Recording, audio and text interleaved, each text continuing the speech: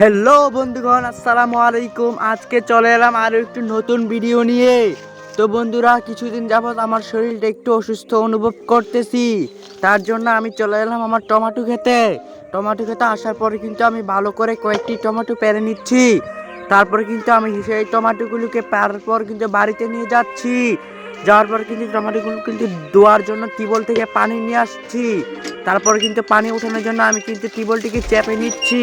টিউবওয়েলটিকে চেপে নেওয়ার পর কিন্তু পানিটিকে আমি নিয়ে যাচ্ছি আমার টমেটোটি ধোয়ার জন্য। তারপরে কিন্তু টমেটোগুলোর উপর পানি দিয়ে দেই।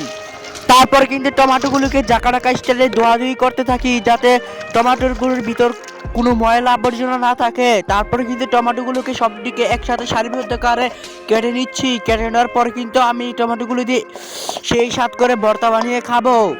তারপর কিন্তু পরিমাণ মতো লবণ এবং মরিচের গুঁড়া কিন্তু দিয়ে মেখে নিচ্ছি। তো তো ফাইনালি ভর্তাটা ডান হয়ে গেল। তো আমার মনের আশাটা পূরণ হয়ে গেছে। তো সবাই দেখতে দেখতে লাইক সাবস্ক্রাইব করে দিও প্লিজ।